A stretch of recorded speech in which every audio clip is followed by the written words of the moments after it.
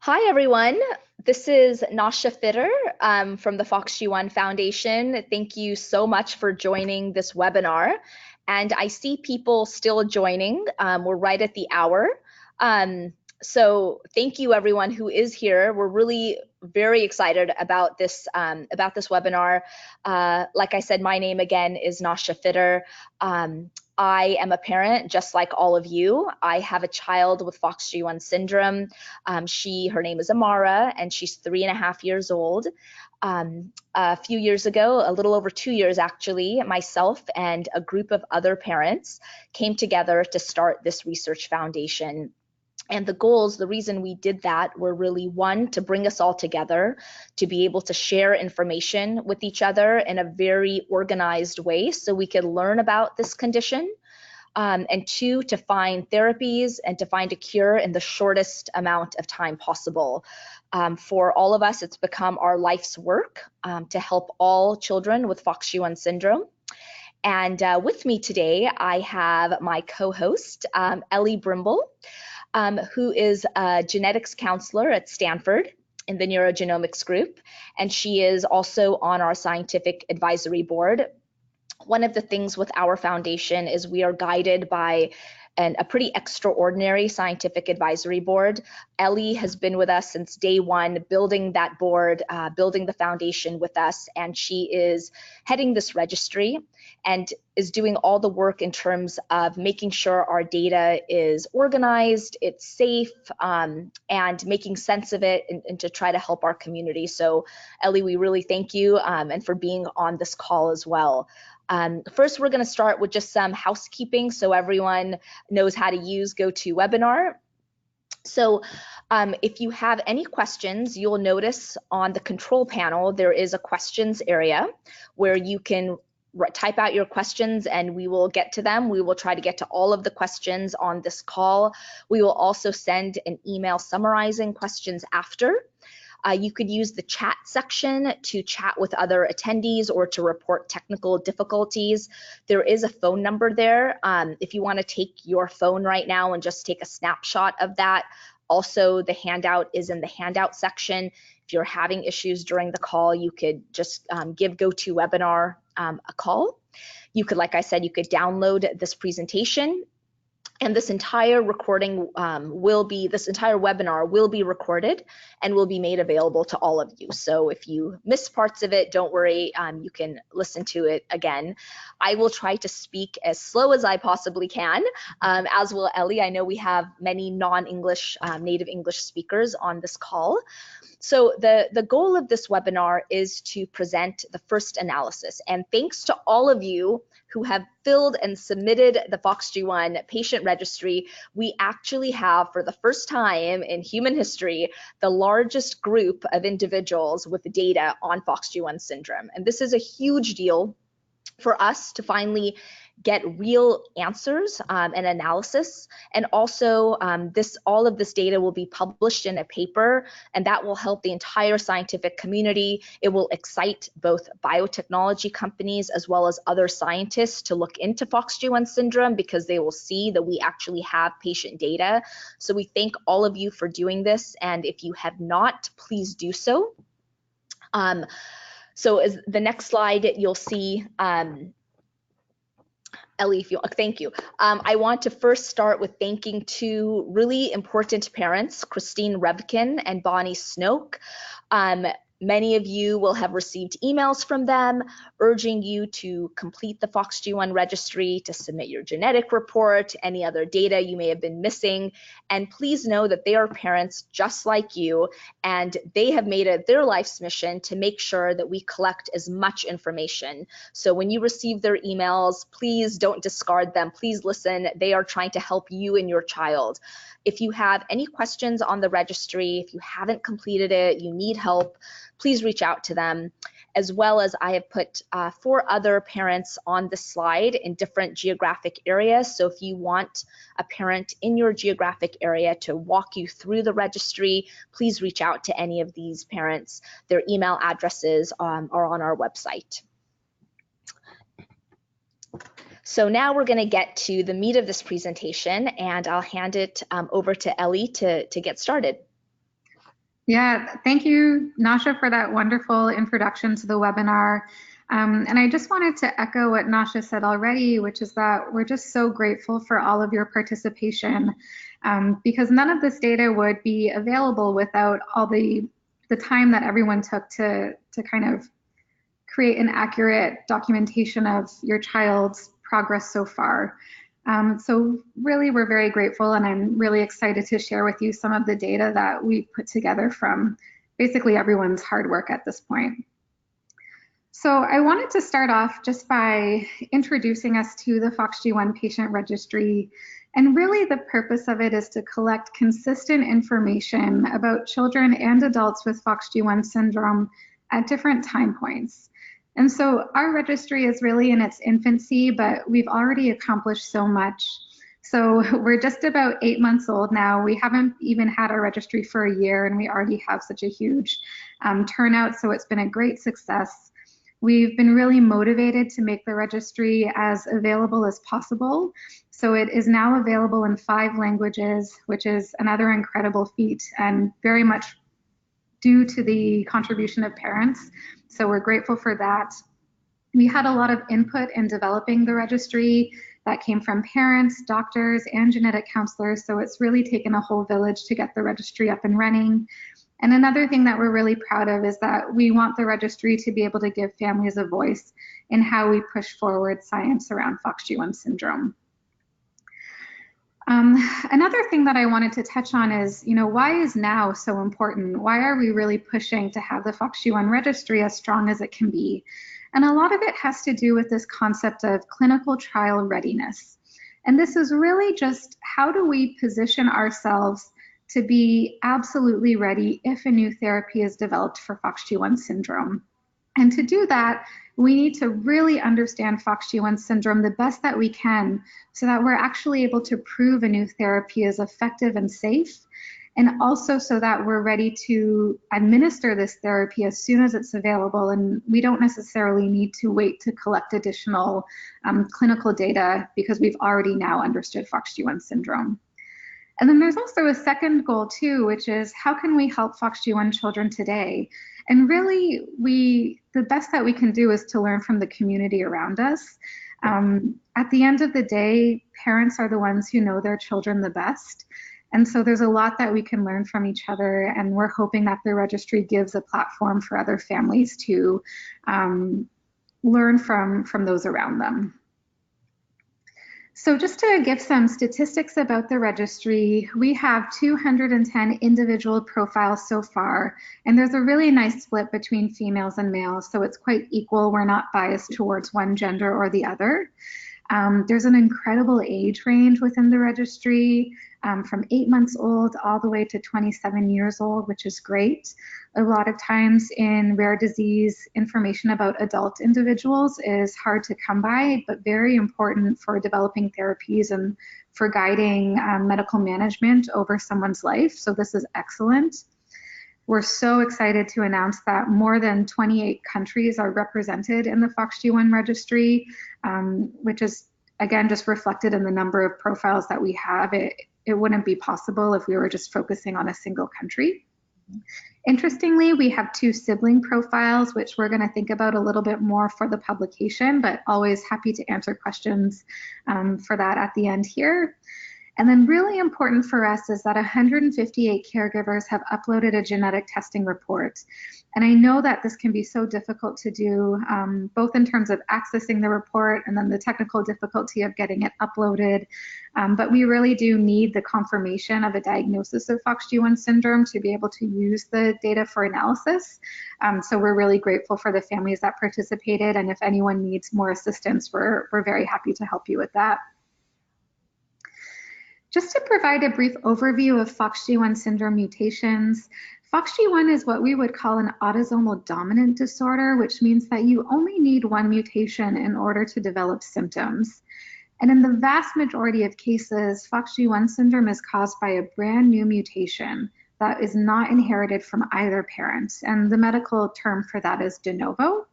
I did bold that here because, as you'll see, I just mentioned there were a couple siblings that were affected, and that's actually due to a pretty rare phenomenon called germline mosaicism or parental mosaicism.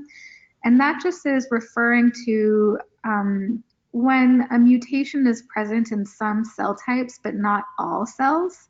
So maybe doing a blood test maybe doing a genetic test in blood would not identify that mutation, but testing a different tissue could. That is actually thought to be quite rare, but we're learning it's probably a little bit more common in FOXG1 syndrome than we would expect.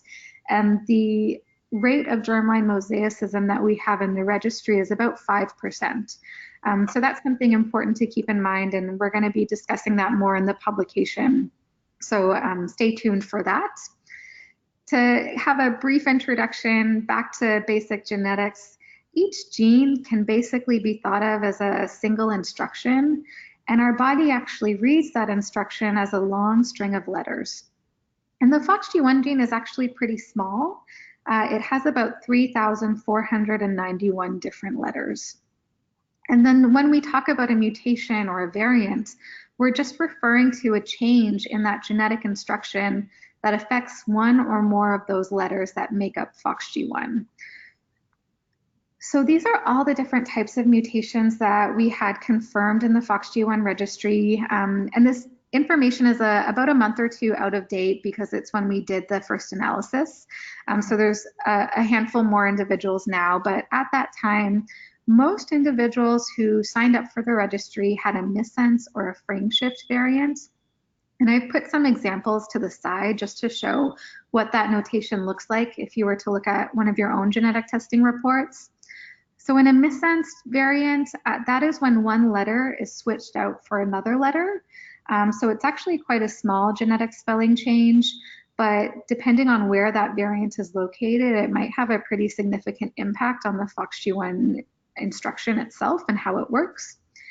A frame shift variant we would typically think of as having loss of function, and that's because it introduces an early stop sign into the FOXG1 instruction and essentially makes the instruction too short. So there's missing information that could be important.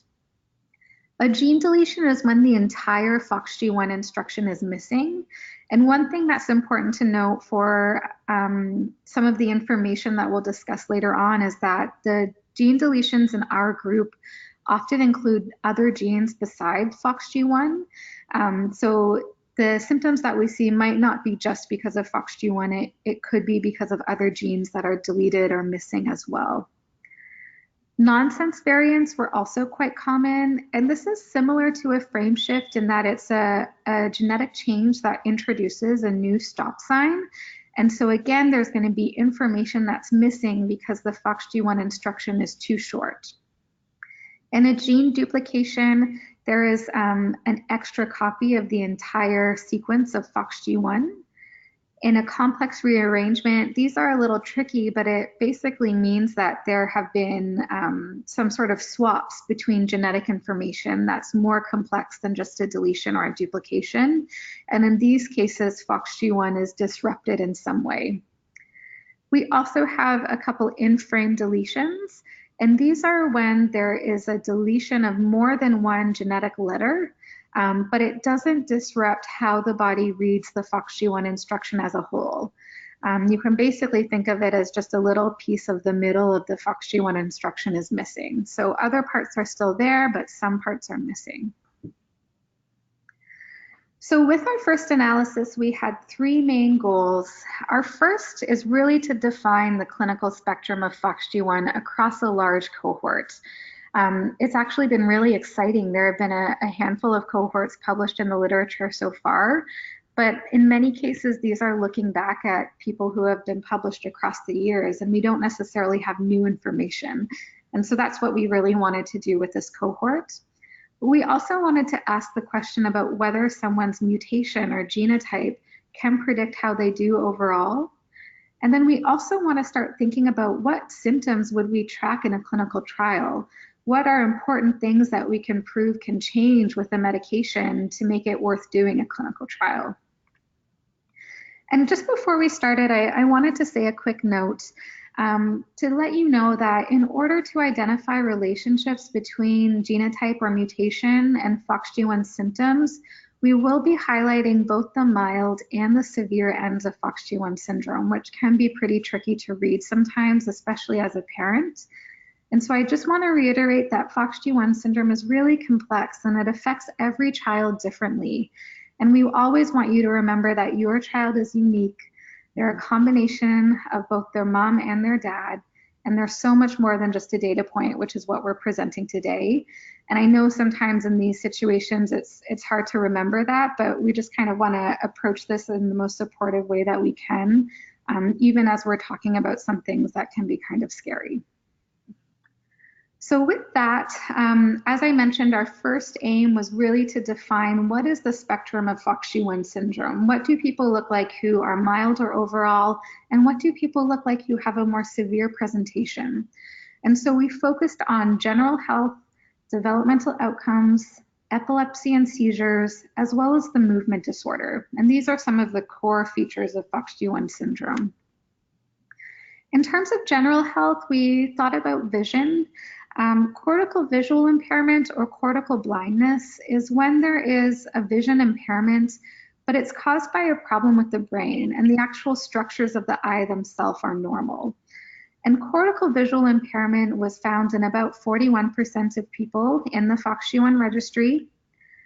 We also asked about strabismus or having a cross eye. And so this is essentially when you're looking at the child, do their eyes align correctly?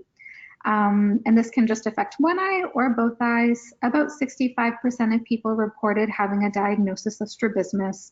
So it does appear that eye health is affected in FOXG1 syndrome.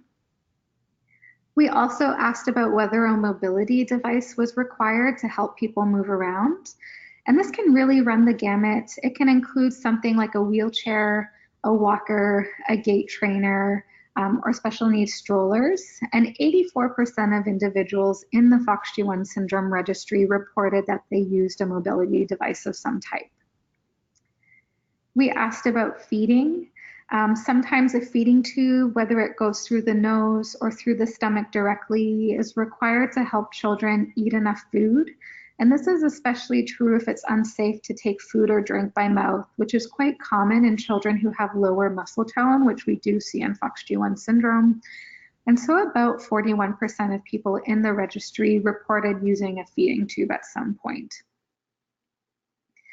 One question that we asked, you might recall from the registry, is what kind of medications were being prescribed for people with FOXG1 syndrome?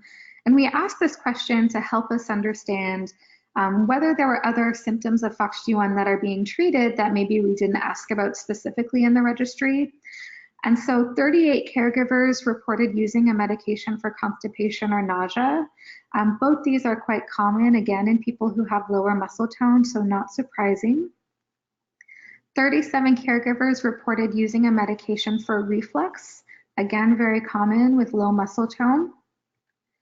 And then 26 caregivers also reported needing a medication to help with sleep. And this one is really important for us to think about because sleep can negatively impact quality of life, both for the child and for the caregiver. So we think this could be a really important endpoint for us to track over time and see if it's something that could be improved with a new medication or therapy.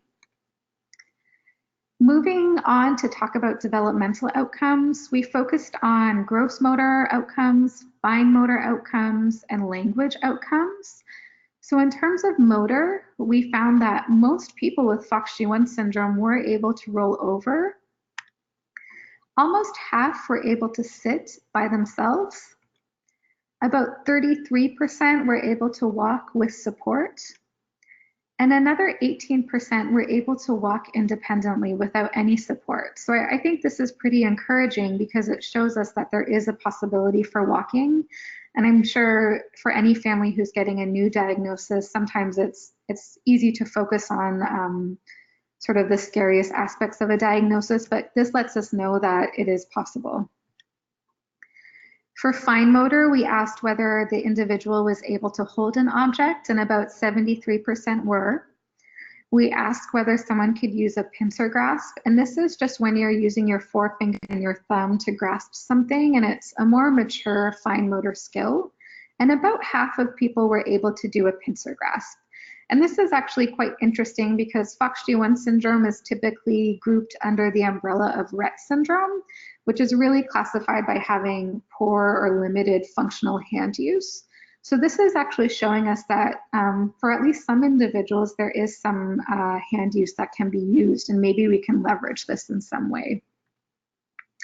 We asked about language, and about 27% used at least one verbal word, and about 28% used a device to help them communicate. One thing that we see all the time in children who have a neurodevelopmental disorder is that they really do understand a lot more than many people give them credit for. And one of the ways to really see that is using another way to communicate, even if they don't have verbal speech. So being able to see that children or individuals with FOXG1 syndrome can use another device, and about 28% of the time is encouraging. And one question that we have, which we'll be answering at a later point in the publication, is whether the people with verbal speech are the same people who use a device or whether they're different.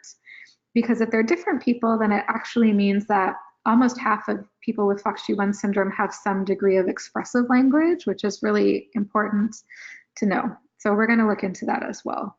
Yeah, and Ellie, I'll just chime in here that an AAC device could also be, doesn't necessarily have to be a device. It could also just be using cards.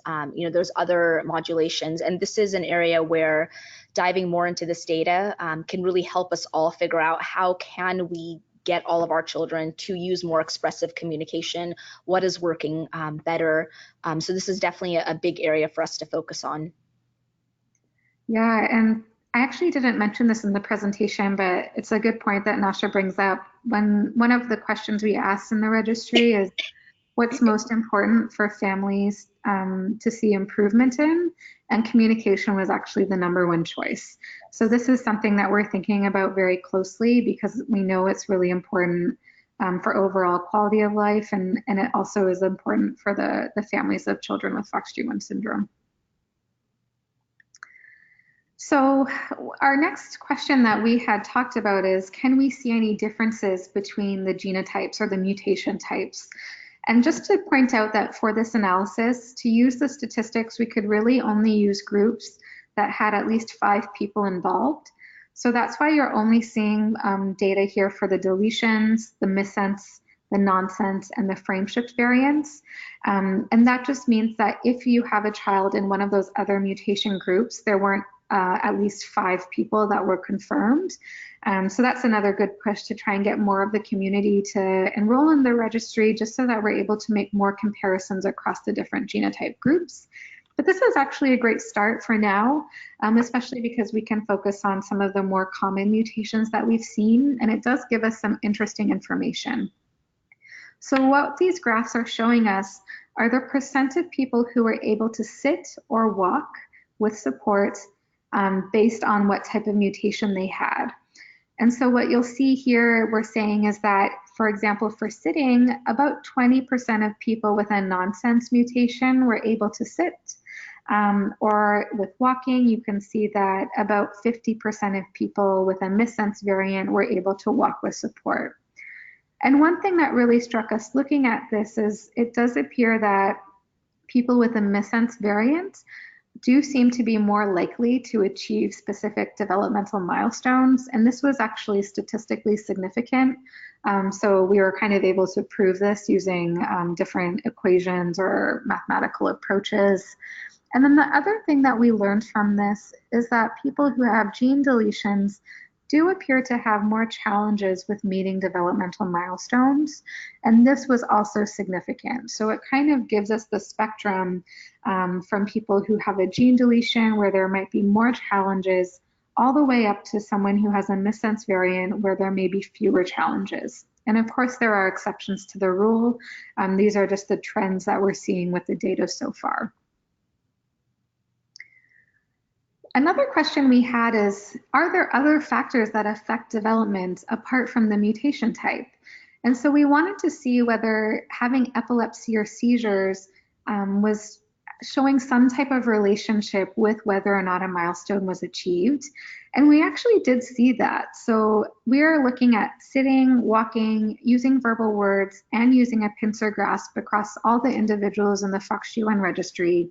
And the orange bars are showing the percent of people who were able to do that skill who had epilepsy. And the yellow bars are showing the percent of people who were able to do that skill who did not have epilepsy. So there wasn't really a difference in terms of using verbal words, but for sitting, walking, and using a pincer grasp, we actually found a statistically significant difference where people who did not have epilepsy were significantly more likely to achieve that skill when compared to those who did have seizures. It's a little bit hard to say what this means right now. I don't think it necessarily means that seizures cause developmental delay in FOXG1 syndrome, although that's not impossible. But I think it does add another interesting element that we're going to be exploring a little bit further with some more complex statistical approaches. So hopefully we have an update for everyone about what we think this actually means over the next couple of weeks, and it will definitely be in the publication so we can share it with you then. Another question you'll recall us asking in the registry is about changes or differences in behavior. So we saw that about half of children or adults with FOXG1 syndrome reported having a challenging behavior. And interestingly, this was significantly more common in people with missense variants. And we don't really have a reason for this, but one thing we were wondering is if children or adults with missense variants are more mildly affected and do have more functional abilities, maybe this is just reflecting maybe more frustration and not being able to communicate or to be understood the way they would want. So again, no clear answer, but that's one of the hypotheses that we have so far. About 18% of individuals also reported a diagnosis of autism. Autism gets a little bit tricky because many neurodevelopmental disorders do have features of autism, but don't necessarily meet diagnostic criteria for a diagnosis. So it's not entirely clear what this number means, but it does seem that at least a degree of people with FOXG1 syndrome are achieving that diagnosis, which can be helpful for things like services or other things like that. And even Ellie, even within autism, there's a spectrum, right? So there's a low functioning autistic spectrum. But yes, typically you have to actually fight to get this diagnosis in order, at least in the United States, and I think in Europe as well, to get more services for your children. And the services aren't always the right services. So I think, like Ellie, you said, this 18%, it could be much higher. It's just also, who are the parents? Are you able to even get this diagnosis? Yeah, one thing we've been trying to push a little bit more in the rare disease community in general is that one of the reasons people fight for a diagnosis of autism is to get insurance coverage for behavioral therapy. Yes. But we're trying to prove that behavioral therapy can be very helpful for people who don't have autism as well. Right. Sometimes we just overemphasize this because it allows people to get the therapies that they need. So this is something that we'll be discussing more in the publication, just to try and make the point that behavioral therapies are probably going to be very helpful, even if someone doesn't necessarily have a diagnosis of autism in FOXG1 syndrome. Okay. So to summarize, based on our data so far, it does appear that individuals with missense variants were more likely to sit, walk with and without support, and use a pincer grasp when we compared them to other mutation types. And so overall, maybe individuals with missense variants have a milder presentation. But again, this is just looking at trends and not single individuals. But it gives us some important information to think about when we're trying to understand how specifically does FOXG1 cause medical symptoms. The other important piece of data that we learned here is that it seems like epilepsy may be correlating with milestone achievement in some way, but we still have a little bit of work to do to really understand what this means. Moving on, the other symptom of FOXG1 syndrome that we wanted to focus on was epilepsy and seizures. And one of the reasons that we want to highlight this symptom is that seizure frequency has been a really common symptom that's been tracked in other clinical trials.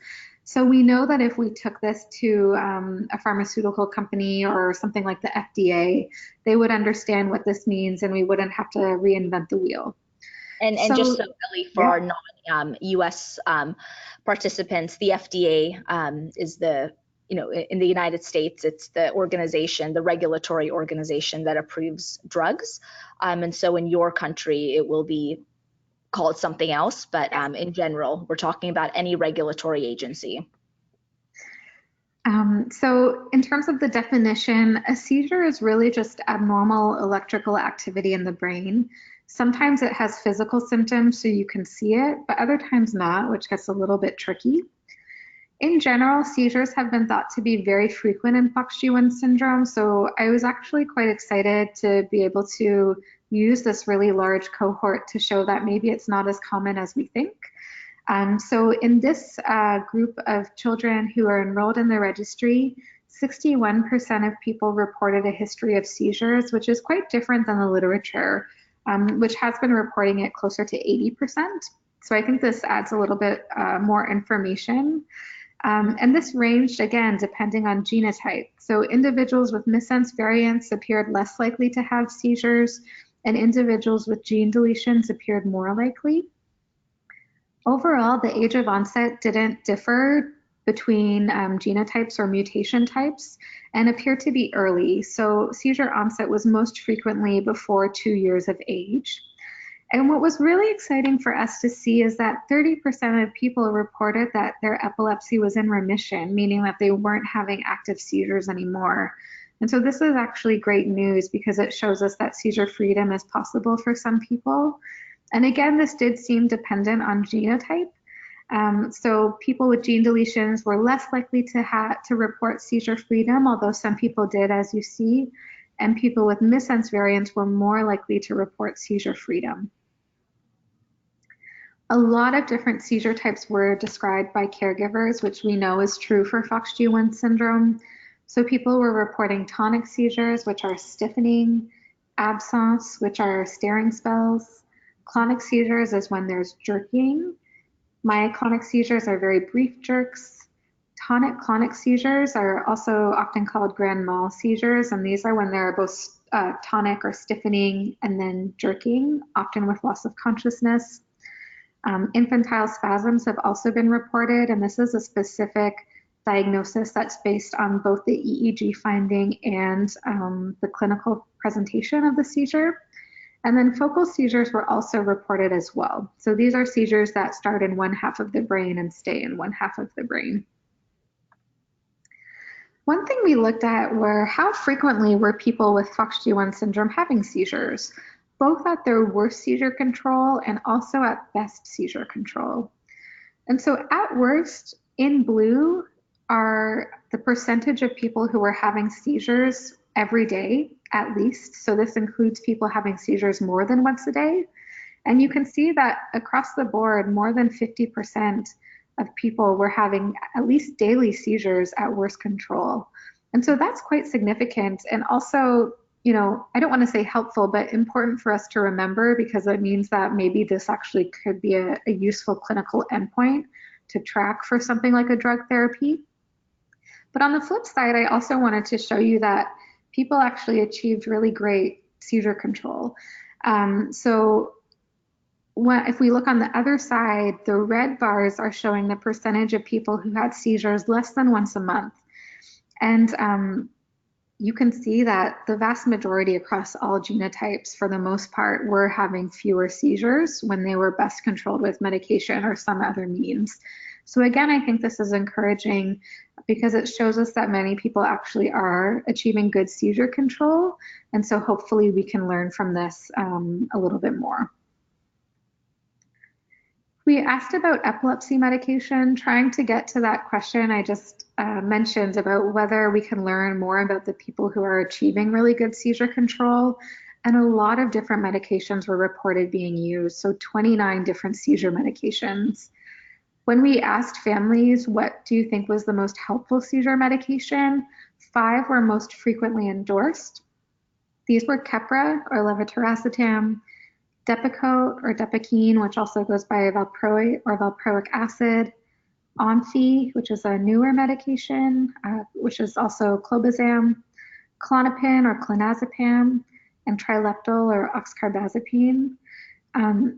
One word of caution that I want to take away from this too is just that these are actually really commonly used medications that we know work and have been studied for a long time. So it's not unsurprising that these were the ones families felt were really helpful.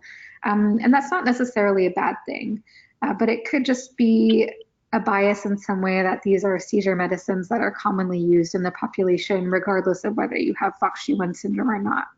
So I think we have a little bit more work to do here before we really understand this. So in summary, the seizure phenotype for FOXG1 syndrome is incredibly variable, but the majority of individuals report seizure frequency of less than once per month at optimal control, which is great news. No single seizure medication appeared better than others, but encouragingly, no single seizure medication appeared worse either. So this is a question that we're going to continue to look in on. So again, we thank you for your participation because it's a pretty important question. Yeah, and Ellie, on that, we will send a deeper seizure survey out soon. And the more people that fill this out and the more detail you give will be very helpful. There are other rare disorders that with deeper understanding of seizures have been able to figure out what seizure cocktail works best for their disorder to eliminate seizures. So again, when we send you surveys, please know that the data is really crucial to try to get today to understand what can we do today to really help our kids.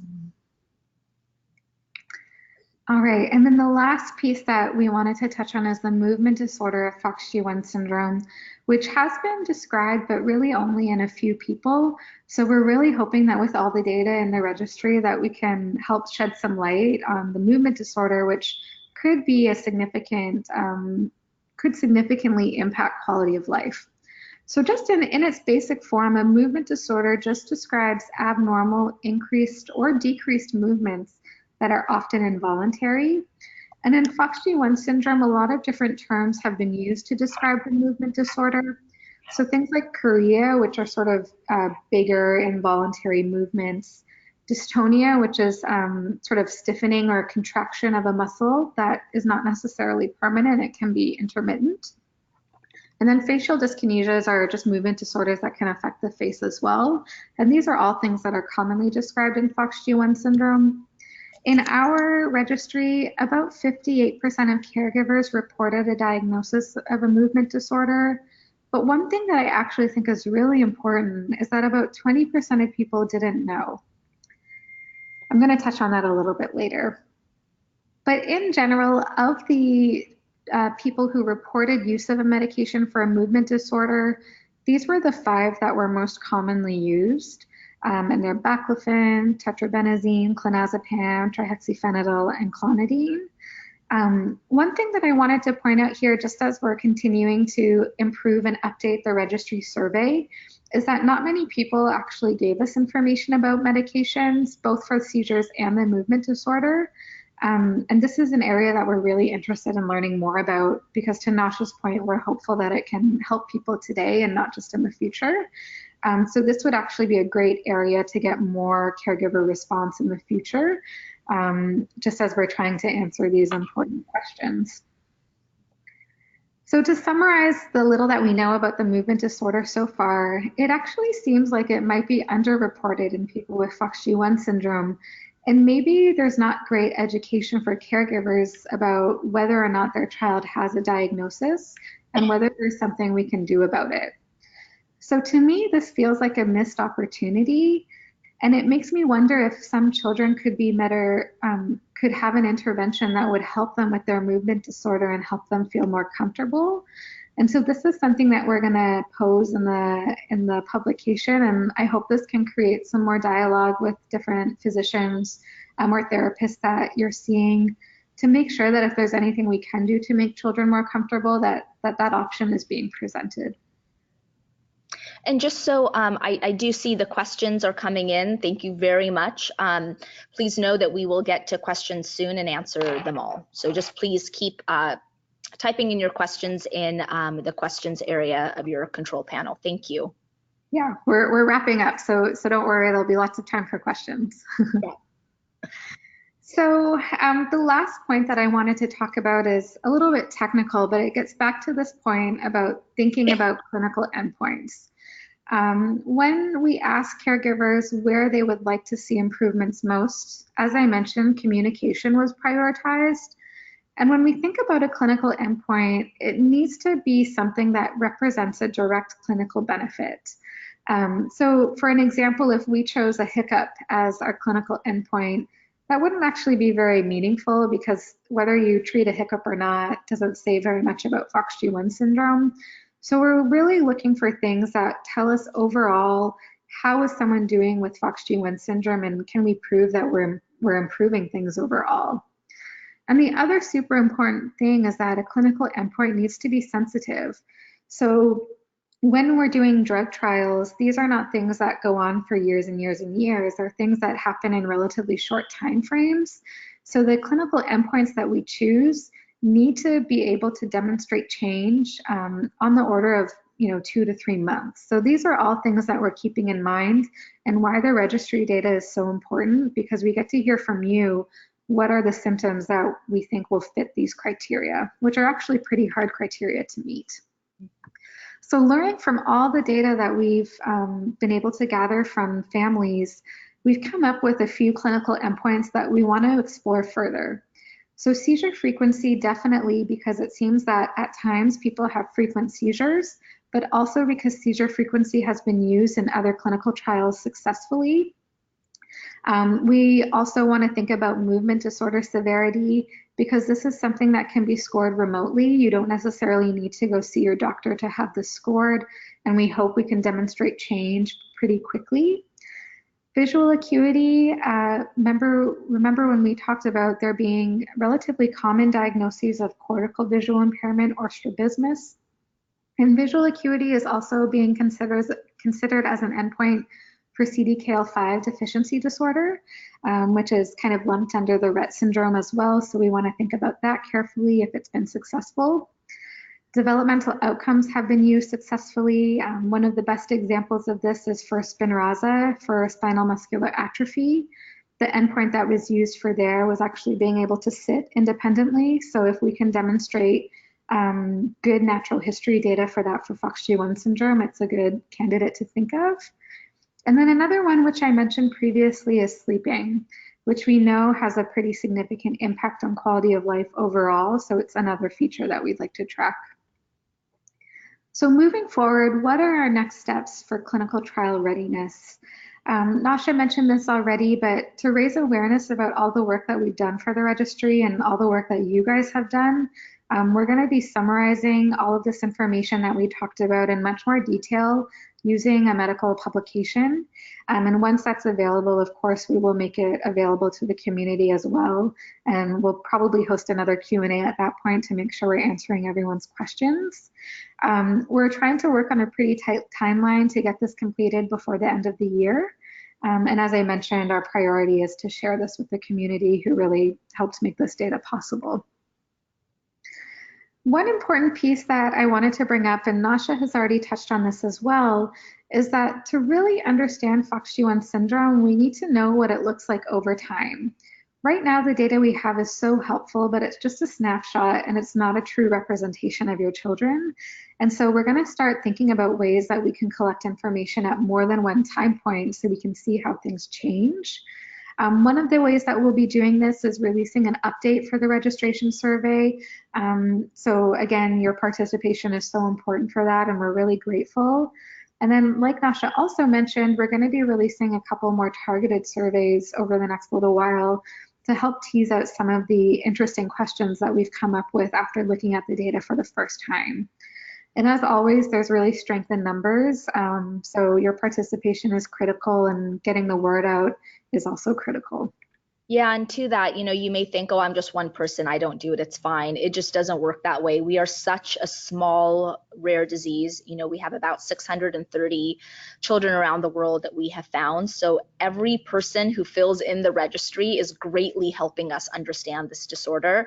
And as Ellie said, it only works if you continue to fill out the registry. So every year we will send an update, and it should not take more than 10 minutes, and we will also send other surveys. And again, every survey should really not take more than 10 minutes. So giving that much of your time will help us as a community, and it will help benefit your own child. So really, we hope you take it seriously. I think this is my last slide, but this is just to point out some of the things that we're thinking about now in order to get us ready. And I've touched on most of these already, but just really understanding how are symptoms variable? Why and how do they look different in different people?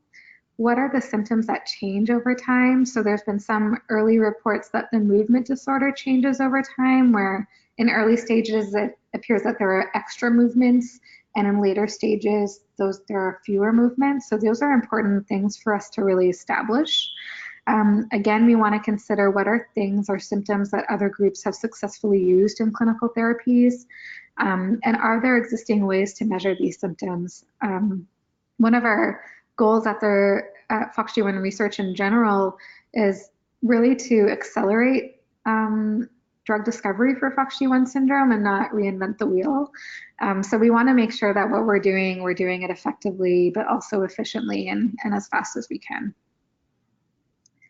So this is one question that I actually have for the group. As we're thinking about releasing the update, what are things that we missed the first time around that you would really like to learn from other caregivers of children or adults with FOXG1 syndrome?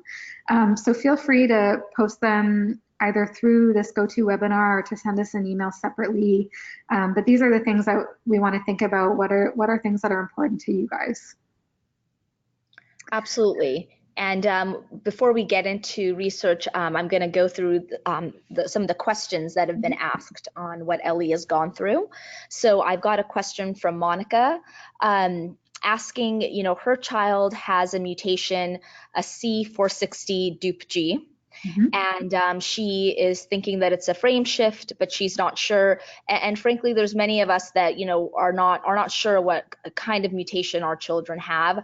Not everyone is lucky to have Ellie as a genetic counselor. So Ellie, could you help Monica answer that? Yeah. So the C460 DUP mutation is actually one of the most common mutations found in FOXG1 syndrome, and it is a frame shift mutation. It is a frame shift. And on that, we are actually about to launch a study on that specific mutation, which I will talk about next. I've got a question from Judith. FOXG1 was diagnosed for us on the epilepsy panel for many of us because your child had a type of seizures, febrile seizures. So we are missing, are we missing diagnosing people because they've never had a seizure? That's a great question. It's such a good question. So I would say, I think we're not necessarily missing as many people as we might. A lot of the people in the registry were actually diagnosed using an exome test, which is used for people who have seizures and also for people who don't have seizures. But I think it's a really important point that some diagnoses are probably being missed in children who don't have seizures, and it's one of the things that we're going to emphasize in the publication. We actually have a specific paragraph that's basically, when should you try to diagnose someone with FOXG1 syndrome? Because you're right, I don't think it's as obvious in children who don't have seizures. And I do know it is on a few other panels, like the microcephaly panel, for example. Yeah. So it's on a few other panels as well, but definitely it's a great question. Okay, let me go to our next question okay, this is great. We have a question on challenging behavior. So we did talk a little bit about children who have behaviors. Ellie mentioned we're just seeing it more common in children with missense mutations. The question is, does ADHD, is that a type of challenging behavior? That's a great question. I would probably consider it separately because it's a unique diagnosis. And this is sort of a great example of the types of updates that we want to make to the registry just so that we can be more specific. In general, for challenging behaviors, we're thinking about things like either injurious behaviors to self or to others, tantrums or crying, just things that are a little bit more difficult to manage, but probably outside of ADHD or a separate diagnosis, at least in this context. We've got a question from Yuki on duplication types. So Ellie, maybe we want to go back to that slide that talked about the different types of mutations, and then Ellie can talk about why in the data she showed we didn't include duplication. Sorry, I'm trying to find here. So why we didn't include duplication in the analysis? Yeah. Yeah, so the type of statistical analysis that we were doing, we decided to exclude groups that had fewer than 5 individuals. And the reason for that is we wanted to make sure that we were able to detect statistically significant changes, which is just much harder to do with smaller numbers. And in the case of having 2 individuals, it would actually be inaccurate to do that. So again, that would be the reason why some genotype groups were missing. But it's not that we don't want to do those types of analyses. So if we can get more numbers for those individual groups, that would be fantastic. Absolutely, and duplications are really important for the entire community to better understand. We have another duplication question. So for the 4 children with the duplication, did they have, Michael's asking, BNS attacks, which is called West syndrome, so infantile spasms. Ellie, do you want to talk a little bit about that? Yeah, so it's actually a great question. There's been some good work in the literature already showing that children with FOXG1 duplications do appear more likely to have infantile spasms or West syndrome. In our group, I can't recall off the top of my head what the seizure types were, but we do talk about that in the publication, and I can get that answer to you after. I'm just sorry I don't have it right now. We have a question around, there's a parent asking if their child is on the registry. So you have to go and sign up for the registry and put your child on it. If you're wondering if you did it and if it worked, you could email, and we'll put this in the chat as well, either Christine or Bonnie, and their emails are simply Christine@foxg1research.org or Bonnie@foxg1research.org, and they can help guide you and answer that question. Our next question is from Angela. Her son will be 25 in April, and she'd like to know who is the oldest child with FOXG1. So I don't know who the oldest child. Yeah, the oldest person. Yes. I don't know who the oldest person in the world is. There's probably someone much older out there, but at least in our registry, the oldest person that we have is 27 years. We have a question on cannabis oil, which is a great question, CBD oil. Do we have information about the response of that on children's seizures? We do, in the sense that we ask, we included cannabis or cannabidiol as one of the epilepsy medications that we inquired about.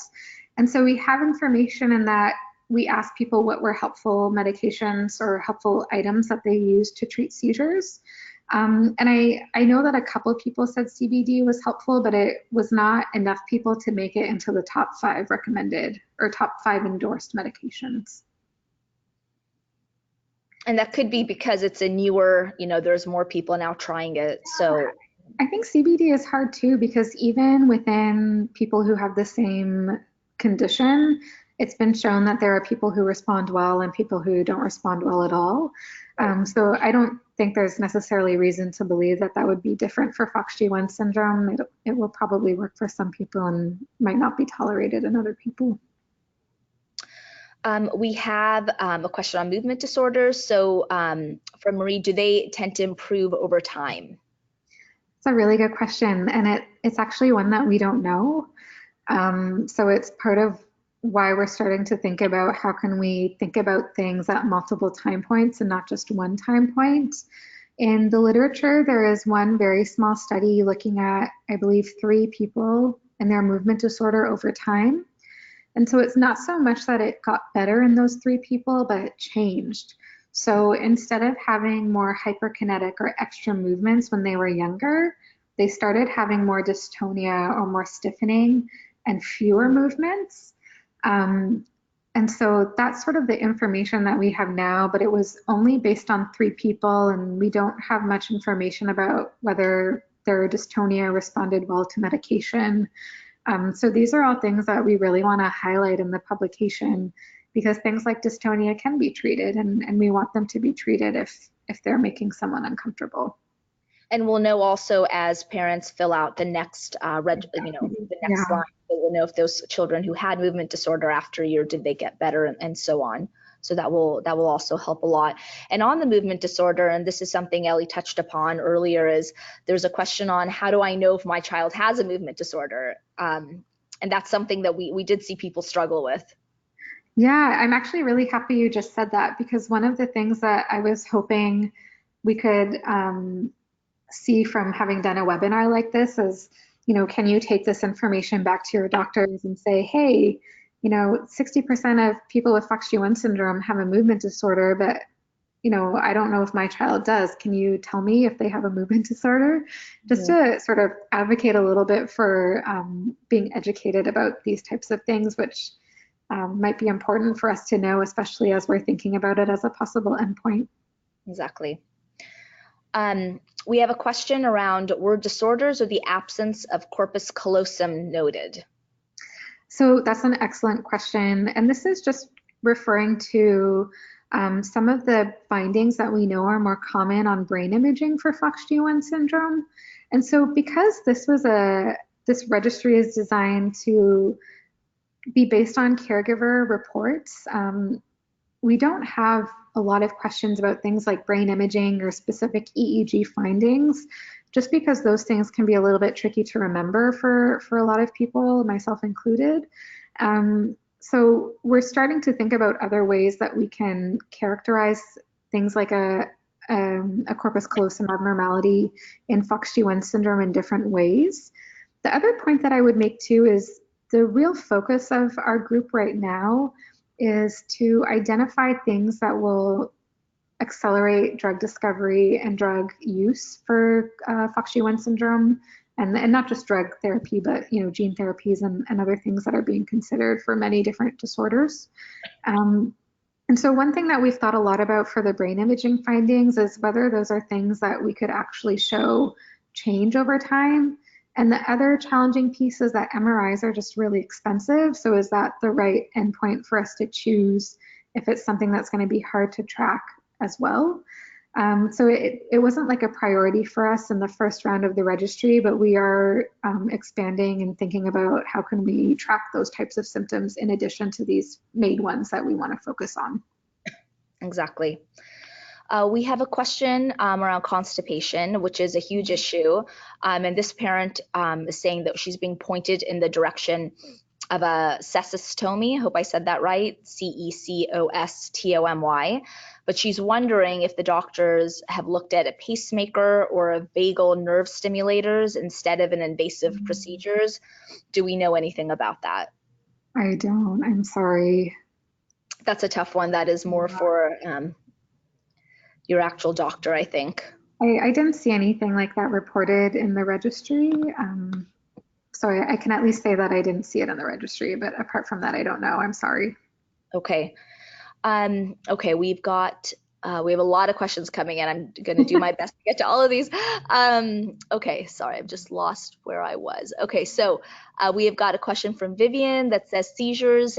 You said that seizures start until 25 months, but which is I think what you're saying is, what is a late age seizure? So like, what is the latest age that someone had a seizure start? Yeah. I don't remember off the top of my head, but that's a really good question. So I'll go and look and see what we can find. One limitation of the way that we have the registry survey set right now is that we would only know if it happened more than 25 months of age. We wouldn't have a specific age. So I do know that people started to have seizures after 2. It's just that the majority of people started seizures before the age of 2. So hopefully with maybe one of the updates that comes out about seizure history, we'll have a better sense of what was the oldest age that someone had a seizure for the first time. Yeah, that's a great question. We've got a question around sleep, which is something many of us deal with. Are there medications that have seemed to work better than others? Ellie, did we ask anything about sleep medications? So not specifically, it was more that if a parent reported using something like melatonin, then I knew that that was for sleep. So we don't have any data right now about things that were useful. One thing that I would say is that sleep for FOXG1 syndrome will probably be managed very similar to other neurodevelopmental disorders. But what does get tricky is that sometimes people are afraid to use things in a rare disorder if they don't know how it will work. So that's one thing that we're hoping we can accomplish with the registry, is to be able to show that, you know, just because someone has FOXG1 syndrome doesn't mean that you can't use recommended medications. And we will send out a sleep survey soon as well to get more details into that. We have a parent that said for her own child that ferrous sulfate has been very helpful in terms of sleep, and so she suggested checking those levels with your doctor. So thank you for that. Let's see. Okay, this is interesting. We've got a question around she said around regression.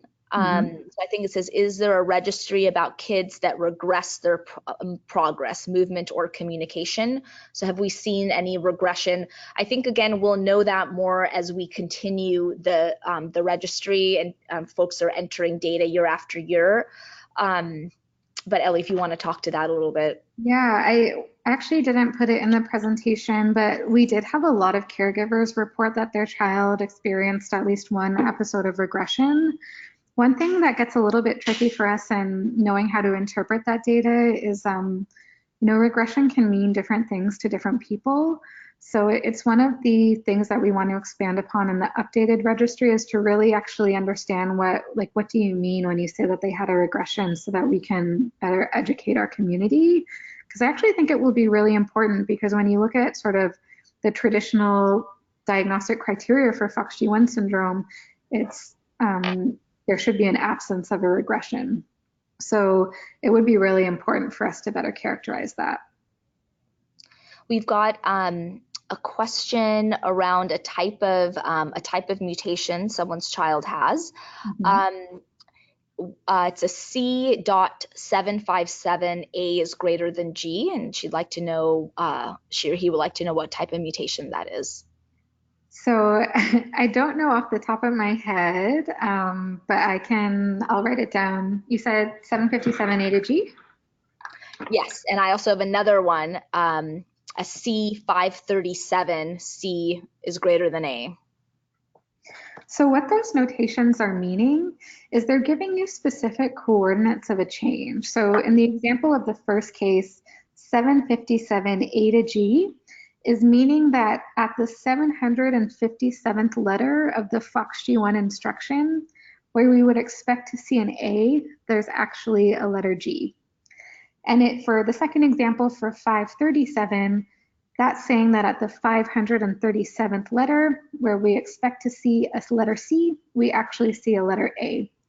So what I can't tell from that right now is what the actual impact is on the FOXG1 protein, but it's pretty easy for me to look that up, so I can do that.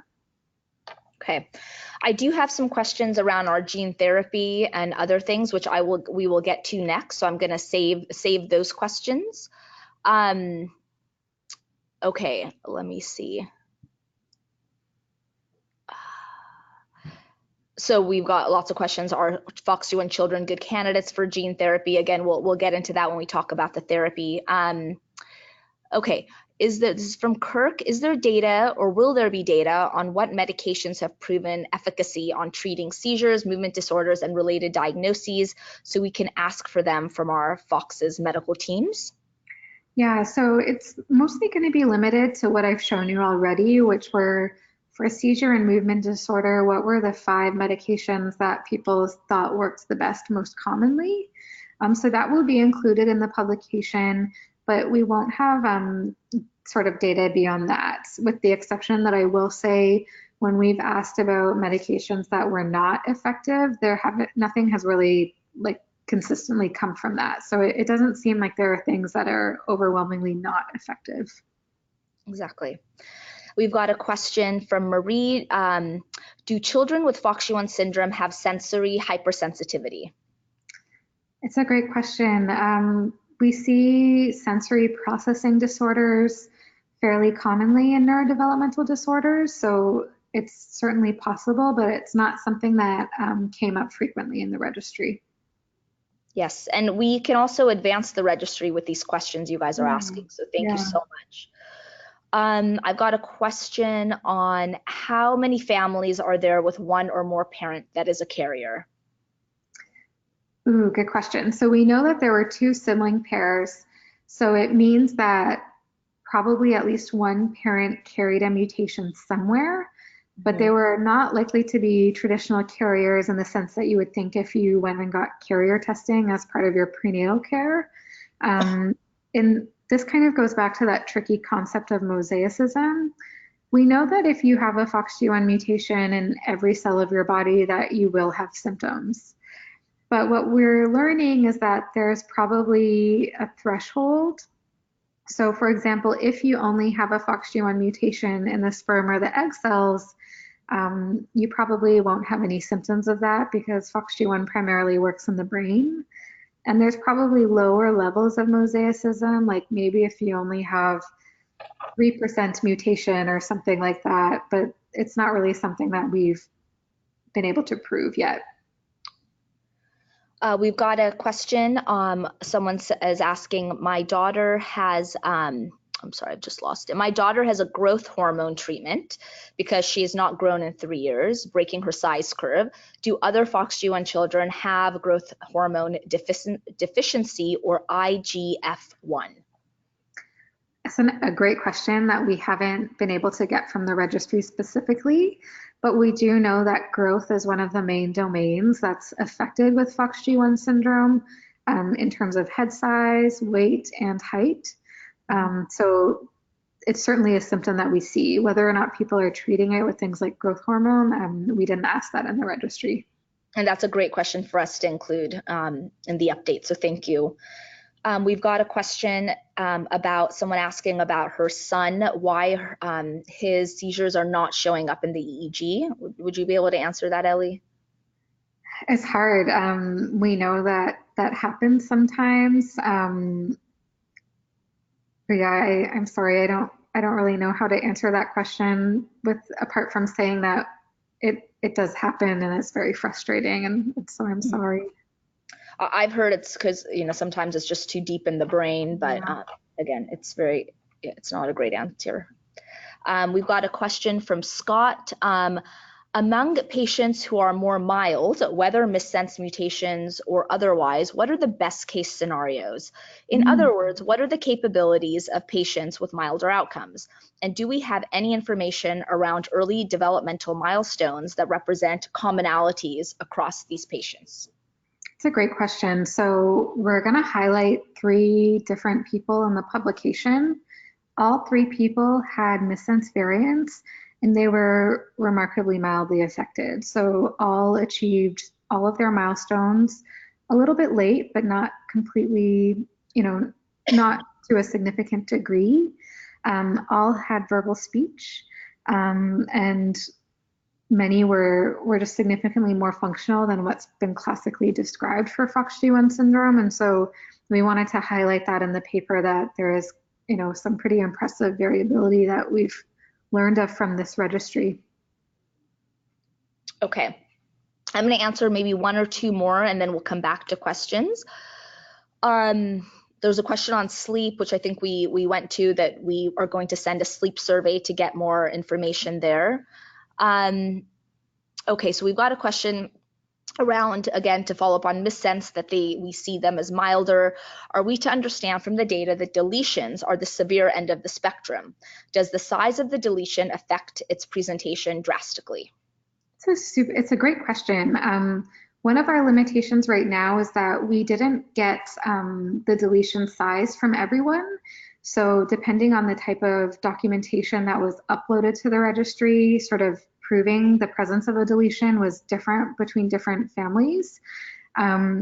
So I would say that one of our hypotheses for why the deletion genotype appears to be more severe is that many of these cases had other genes included in the deletion. So whether their full presentation is due to FOXG1 syndrome is not clearly established and probably a little bit unlikely, especially in some cases where there were, like 50 plus genes included in the deletion. So it's an excellent question. I don't think we have the numbers to prove it, but I would say that your line of thinking is consistent with ours. Yes, and we are, in addition to additional surveys, we will be announcing more detailed studies that we are going to be doing to get better answers around these specific questions as well. So we're going to move on to the research, and I will answer several of the questions I've seen during that. Ellie, if you could go to the next screen. So this is what we call our path to a cure. And the most important thing when we started the FOXG1 Research Foundation was to think of what is the strategy that is going to get us to clinical trials and to a therapy in the fastest and shortest route possible. We're lucky that there are already other disorders, rare disorders, neurological disorders that are seeing drugs that have helped their children. A great example Ellie brought up earlier was Spinraza for SMA, which is an extremely severe neurological disorder. No one thought a cure was possible, and we are actually seeing a drug that's in the market that's working and reversing symptoms. So we do know it's possible, and we've learned from these other groups, and we've learned from biotech companies and pharmaceutical companies, and we've developed our path to a cure based on their advice. And we're very much guided by our scientific advisory committee. So what we are doing is, number one, we are building FOXG1 models. And what that means is animal models. So that's mouse models, zebrafish models, as well as human models. And the way we do that is many of you have submitted blood samples and skin samples to our biobank. We thank you, and we hope more of you continue to do so. If you take a skin sample, what we've done is gone back to its stem, its original state, and it's called an induced pluripotent stem cell. They're also referred to as IPS lines. And that's going down to its stem. And once you get to a stem of a cell, you can then convert it into anything you want. So we are converting these stems into brain cells. So then we can literally go in and learn, which is step 2, study these models and understand. We can slice into that brain cell and understand at a cellular level, a biological level, how is FOXG1 affecting the brain? How is FOXG1 in our mouse models affecting other organs, other parts of the body? What are other genes that are affected? What are the pathways they're called? So this is all the work that we are currently doing. We are also in step 3 exploring what are existing therapies. So we're screening existing drugs. For example, there's other rare disorders that have found potentially, like a blood pressure medicine has worked to help reduce seizures. So that's just a simple example of looking at existing drugs that could help. And we're also looking at various types of gene therapy. So there were several questions on, are FOXG1 kids good candidates for gene therapy? And yes, we believe so, and that's what we're investigating. We're looking at AAV9 gene therapy, we're looking at siRNA therapy, we're looking at RNAi therapy, at ASO therapy. These are all various types of gene therapies that are either going to increase protein level or decrease protein level. And the way that we're doing that is, if you take, for example, a mouse model, we're studying these mouse models, and the mice are based on real life patient mutations of FOXG1 children. We have looked at the gamut of different mutations. So Ellie covered, we have frame shift, nonsense, deletion, duplication, missense. We're looking at various mouse models. And if we could take an example of a mouse that we see, a mice may run by the age of 2 in a mouse year. I'm just giving an example, but we see that for a particular mutation, now the mouse is walking very slowly. So we see, okay, that's how FOXG1 has affected this mouse. We would then come in and give this mouse a gene therapy, and we would say, all right, in 3 to 6 months, does this mouse continue to walk slowly, or does it walk faster? Does it start running? And based on that, we have an idea that, okay, this gene therapy could work in this type of mutation. Then we would actually give that mouse line the gene therapy at different times, when the mouse is 3 months old, when it's 3 years old, when it's 20 years old in mouse years, and then see, okay, now does this mouse run faster, for example? At what age does it work? So that's just a simple example of the type of experiments that we're doing today.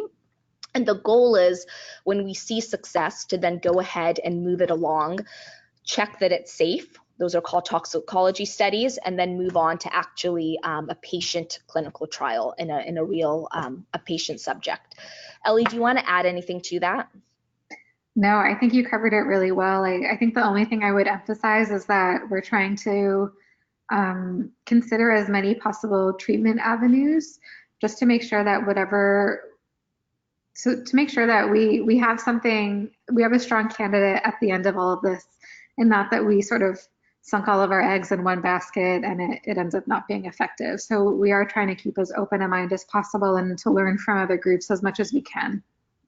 Yes, exactly. And we have questions around, are there biotech companies that are already interested in FOXG1 syndrome? And the answer is very much yes.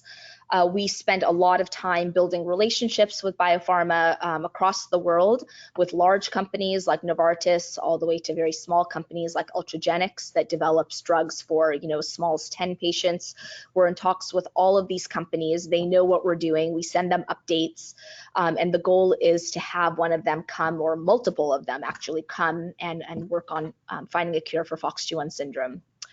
If we go to the next slide, we'll see that we are working with a host of different scientists.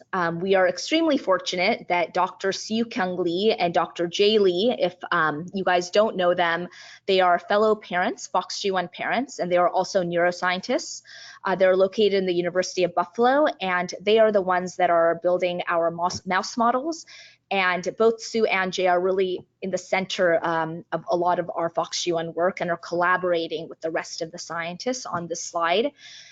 Dr. Alison Moitri, Flora Vaccarino, and Dr. Antonello Malamaki are all working on IPS lines in various different capacities. They are all collaborating with one another, trying different types of RNA technologies and characterizing these stem cells. And then Dr.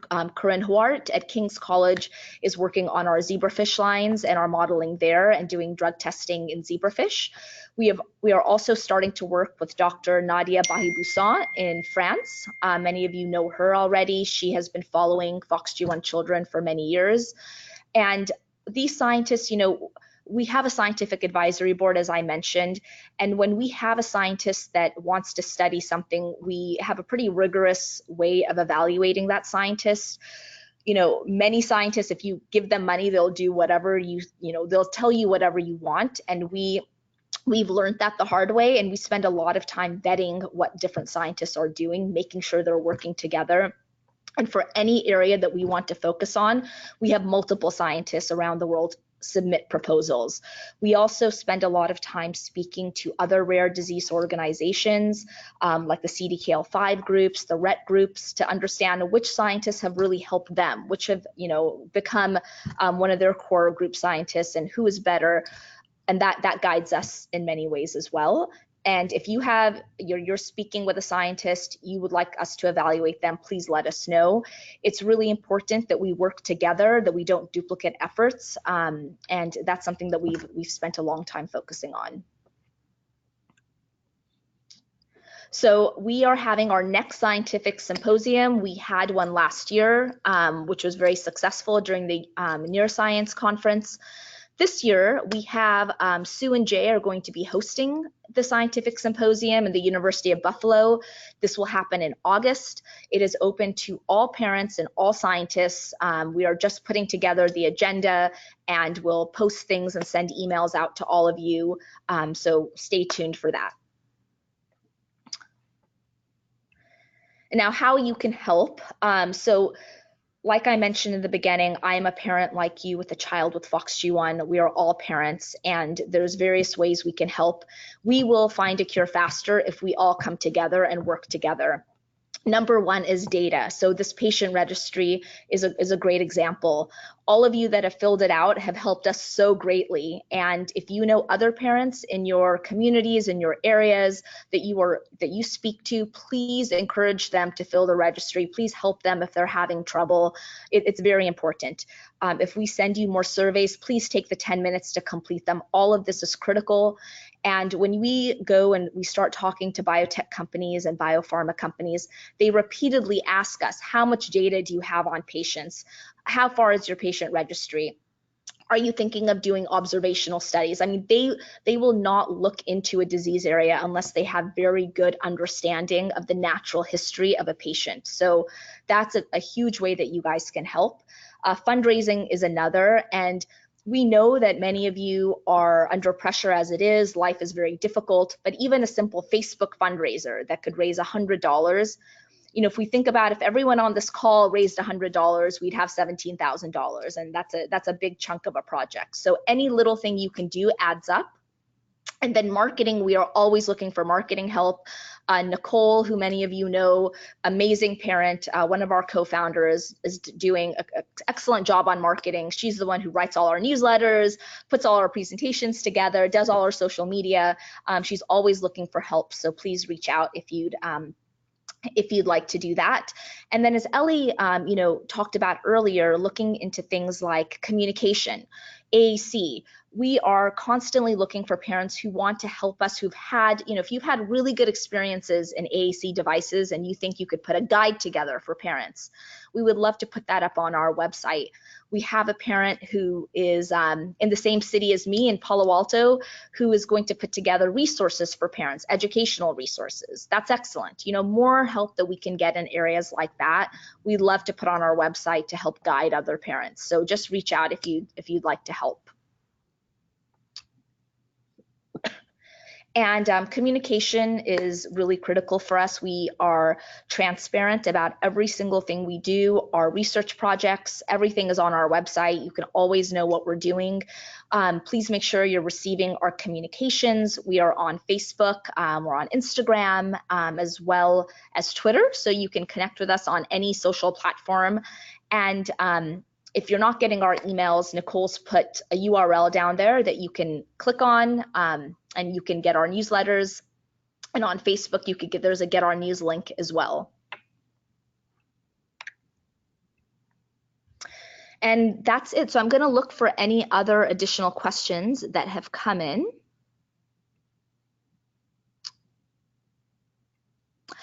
We've got a question on Anavex. Anavex, I don't know if you know anything about that. Ellie, we've got a question from Jamie asking, can you use Anavex? And I'm not sure what these numbers mean after, but there's a 2 and a 7 and a 3 for Fox Kids. I'm not sure what that is off the top of my head, but we can look into it. Okay, we've got a question about the skin biopsy. That's a great question. If you go to our website, under For Parents, there's our biobank forms, and you could just simply add your information there. You will get a kit sent to you. You will get instructions for your doctor, for your pediatrician, anyone can do it. And then there's a shipping label, so everything is free. It can be sent back to our lab at Coriell. And we have gotten funding from the US government to host our biobank for free, which is amazing. So all of our blood samples and skin samples are hosted there. They in turn turn those into something we call fibroblasts. And those are accessible to any scientist and biotech company in the world that wants to study FOXG1 syndrome. So we're really, really happy and fortunate we have this global biobank. Let me see what else we have. How do you introduce? Okay, we got a question around gene therapy, which is a great question. How do we introduce gene therapy into the patient with an inactivated virus? Ellie, I'll let you answer this. So it's a bit of a tricky question because we're not 100% sure what our approach will be yet. One thing that we know for FOXG1 is that the symptoms that we're seeing are mostly occurring because of the brain. And we know that FOXG1 works mostly in the brain.